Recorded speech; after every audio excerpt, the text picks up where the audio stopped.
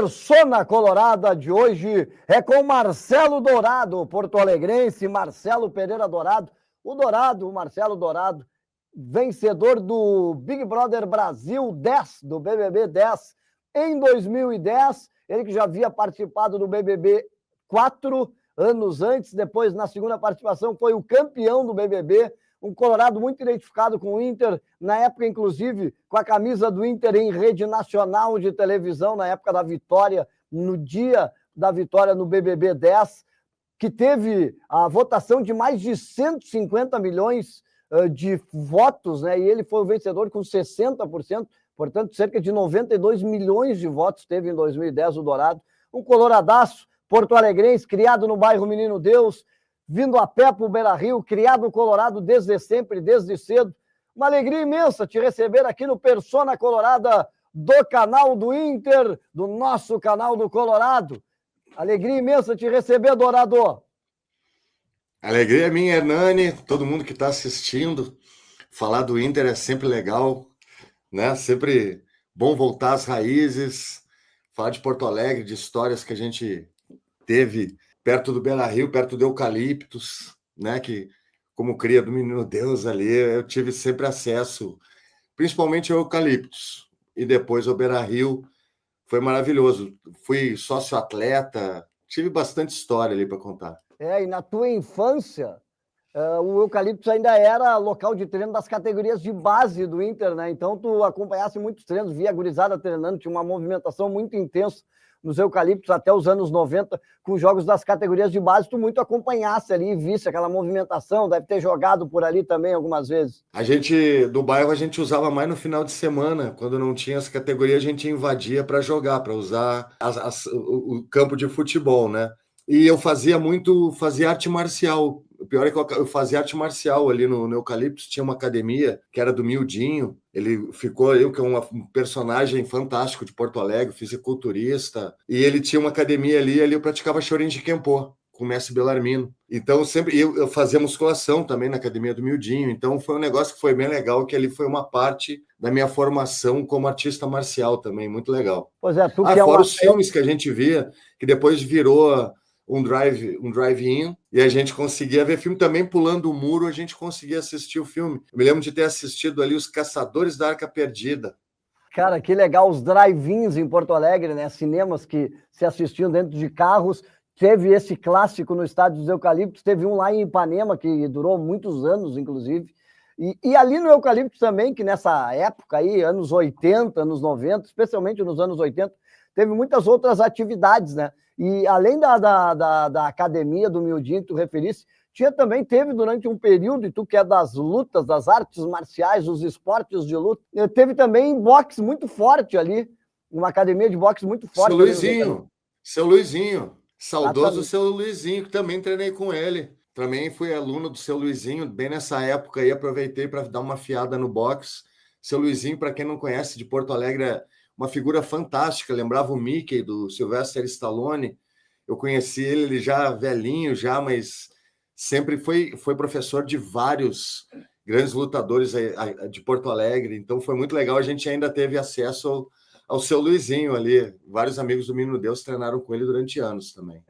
É uma academia clássica do boxe porto-alegrense, especialmente nos anos 80, depois migrou lá para as dependências do SET, do Centro Estadual de Treinamento Esportivo, ali no Menino Deus também, onde tem até hoje a sede da Federação Gaúcha de Boxe, com o ringue de boxe, que é sequência do trabalho iniciado lá nos Eucaliptos. É isso aí, muito legal ver todo esse trabalho do boxe também, que foi paralelo. Eu nunca fui lutador de boxe, mas eu sempre gostei de treinar tudo que eu conseguia, aproveitar todo o material humano que o Menino Deus oferecia, e tive essa sorte de treinar ali no Eucaliptos essas duas modalidades, o Shorinji Kempo e o boxe. Foi realmente muito enriquecedor. Cara, claro que o Big Brother Brasil te projetou nacionalmente, te deu uma visibilidade impressionante, né, gigantesca, e inclusive 2010 é um ano muito marcante na tua vida, foi o ano que tu ganhasse o BBB, foi o ano que o Inter foi campeão da Libertadores pela segunda vez,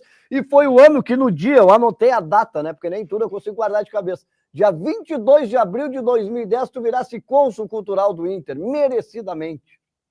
Que legal, muito obrigado. 2010 foi um ano de muitas alegrias. Graças a tudo isso que aconteceu, eu consegui levar meu irmão e meu pai para assistir a final do Inter. Os ingressos, naquela loucura de que eu tinha ganhado o Big Brother, muita coisa acontecendo, fiquei sem ingresso. E daí, a diretoria do Inter na época, não, mas que é isso, vamos lá. Aí conseguiram ingresso para mim, para o meu pai, para o meu irmão, e a gente conseguiu assistir aquela vitória sensacional, das melhores lembranças que eu tenho ali no Beira-Rio. Eu costumava ir muito assistir os jogos, porque além de ser perto do Menino Deus, durante um tempo eu era sócio-atleta do Inter, mas daí não tinha nada a ver com arte marcial, eu jogava futebol de mesa. Ah, Então eu conseguia os ingressos como atleta, como sócio-atleta, eu conseguia ingresso para assistir jogos do Gauchão, jogos do Brasileiro, jogos do... E eu e meus amigos, que a gente jogava botão do Menino Deus, eu também aproveitava isso. Bom, eu fazia de tudo, né? Ali no bairro a gente aproveitava e sempre o Inter estava no meio de alguma coisa. Então, nessa época, eu fazia judô no 7, que tu falou, mas eu era sócio-atleta do Inter para jogar botão para poder assistir os jogos, de graça. cara, e aí tu falou em futebol de mesa, né? O famoso, popular futebol de botão, que tinha um departamento muito forte no Inter, já aqui no Gigantinho, no Complexo Beira-Rio. E aí tu deve ter conhecido um outro cara, uma outra lenda do esporte porto-alegrense, que era o seu Mimo, do Bazar Mimo, que era o diretor de futebol de mesa em Porto Alegre, um dos maiores incentivadores do futebol de mesa, o saudoso seu Mimo. Pô, e é uma coisa que eu...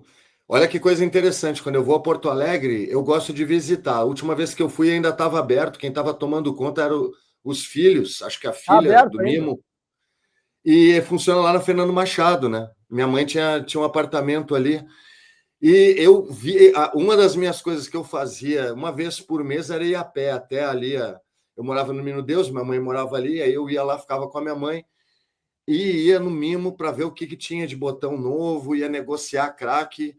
Eu era negociador assim de botão, estava sempre olheiro, né? Então eu estava sempre vendo uns botões. Hoje em dia eu ainda tenho meus botões todos, não me desfiz de nenhum. Meu pai joga, a gente está programando um campeonatinho agora aqui para a gente jogar. Eu tenho 11 times de botão e mas muitos foram lá do Mimo que eu consegui. Cara, que legal. E que legal essa tua ligação com o Inter. Eu sou um defensor, um adepto, um apaixonado pelo Inter como cultura, como sistema de vida, né? O Inter fazendo parte da minha vida e das nossas vidas desde sempre. E não é só um jogo de futebol, né? É a vida inteira ligada ao Internacional de alguma forma. E tu, na prática, praticou isso, com perdão da redundância, e pratica isso, e praticou isso muito na tua adolescência, na tua juventude, na tua infância, né? Muito legal essa ligação com o Inter, muito além do jogo. A minha família, minha bisavó, tinha uma casa bem ali na Silvério, quase perto, quase na frente. Era aquela casa que tem um eucalipto bem grande na Silvério. Quem conhece, perto da José Alencar, tem um pinheiro gigante. A casa da minha bisavó era ali. Meus amigos ali do bairro, todos colorados, é uma das coisas que me fez eu transformar colorado para ficar com meus amigos ali, que senão não ia ter tanto amigo. A proximidade do Inter ali é quase que todo mundo colorado naquela época. E aquilo ali foi uma coisa que... Aquela proximidade do eucalipto, a proximidade com o Beira-Rio, de poder ir a pé, poder ver o que dá para praticar, ficar ali na arquibancada matando aula. Eu estudava no Euclides da Cunha, aí de vez em quando a gente pulava o muro do eucalipto para matar aula. Coisas que a gente vivenciou o bairro, né? E pelo Inter, tá ali quase praticamente dentro do Menino Deus, fez essa ligação de amizades, de família, de ver com meus amigos. A gente, desde pequenininho, me lembro a primeira vez que eu fui ver o Inter jogar. Eu via aqueles campeonatos brasileiros que tinha centenas de times, que cheguei a ver o Inter contra o Bangu, pequenininho, foi uma tristeza. O Inter contra o Olímpia, mas também tive a alegria de ver grandes conquistas do Colorado também. Cara, e tu sempre fosse ligado aos esportes, né? E também tem uma atuação destacada, campeão de várias modalidades, no jiu-jitsu, no judô, títulos nacionais, estaduais, internacionais, sul-americanos, títulos continentais. tricampeão brasileiro, bicampeão sul-americano, 2 vezes campeão master e vice-campeão mundial de jiu-jitsu, por exemplo, para citar só essa modalidade, também no judô, vários títulos. Como é que o que o esporte significa na tua vida e como é que foi essa ligação depois, além da parte lúdica da infância, essa manutenção ligada às competições esportivas? Primeiro, deixa eu só fazer um update, porque aquela bonita ali, ó, essa aqui eu conquistei em 2024, é meu campeonato mundial. Show de Foi bola. conquistado meu campeonato mundial em 2024. Então, campeonato mundial eu tenho um terceiro lugar, um segundo lugar e consegui o meu grande objetivo. Acho que o grande objetivo de todo atleta, de todo clube, é ser campeão mundial. E, paralelo ao Inter, sempre eu tive essa conduta de fazer o meu lado dentro do esporte também, né? Vibrar com a conquista do Inter. Que nem tu falou, o Inter ele é ligado a gente de uma maneira que vai além do futebol. Eu, por vezes na minha vida, eu fiquei chateado com o futebol, fiquei decepcionado com a seleção brasileira, mas com o Inter não, porque o Inter me traz coisas além do futebol. Traz todas essas lembranças, ligação com todos esses aspectos que a gente falou. Então, eu sempre, às vezes, costumo falar, eu não gosto tanto do futebol como eu gosto do Inter. Eu gosto muito mais do Inter do que o futebol. Porque o meu esporte sempre foi arte marcial. E gostei de futebol de botão, mas eu sempre gostei de interagir e buscar os meus títulos também, né? Então, o Inter, para mim, foi uma coisa que caminhou paralelo, o negócio de ter o time, de torcer, de ver a torcida, de aprender a sofrer, aprender a perder, saber ganhar. E tudo isso é uma coisa que foi muito enriquecedora, mas a minha trajetória no esporte, eu acho que é uma coisa que virou profissional, né? Começou com uma necessidade de autodefesa e depois passou para uma utilidade e uma carreira de esportes. Consegui me consagrar campeão gaúcho algumas vezes, uma delas, inclusive, sendo campeão absoluto de judô do estado em 2000. Então, para mim, são títulos que eu me orgulho muito. O judô, muito difícil. A nível nacional, eu nunca tive ajuda. Então, sempre tive que trabalhar. Desde cedo eu trabalhava, 14 anos de idade eu já estava trabalhando. E isso daí sempre trabalhava para pagar o esporte, para pagar meu kimono, para pagar minhas viagens, para pagar tudo que eu podia, para investir no esporte. E depois transformou em profissão, né? Eu consegui fazer a Faculdade de Educação Física na URGS, incentivado pelo meu professor de judô, que, além de professor de judô, também foi meu mestre na ESEF, Sensei Fernando Lemos, e também me ajudou a ser um lutador profissional. De um tempo para cá, eu tenho lutado por dinheiro, né? Que antes só se fazia, eu só conseguia dinheiro lutando vale tudo, essas coisas. Agora eu estou conseguindo lutas e boas lutas. Lá nos Estados Unidos eu lutei profissionalmente. Aqui eu luto profissionalmente, principalmente no norte do Brasil.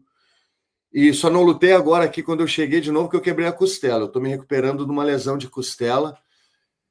Quebrei treinando uma semana antes da luta que eu ia fazer aqui em Itapema. Era para ser 1 mês atrás, dia 10 de outubro. Eu acabei quebrando a costela, mas isso é uma coisa que o esporte também a gente tem sempre que estar atento, né? Eu tenho uma longevidade no esporte, estou com 53 anos, continuo lutando profissionalmente, continuo lutando nos campeonatos da federação. E isso daí a gente tem que saber, quando quebra, tem que saber como recuperar, tem que fazer fisioterapia, tem que ficar um tempo de molho, isso daí já, para a gente continuar depois da recuperação, continuar em alto nível, né? Então tem o negócio da recuperação, de controlar a ansiedade, de voltar a treinar antes do tempo, mas isso daí é coisa que a experiência traz para a gente.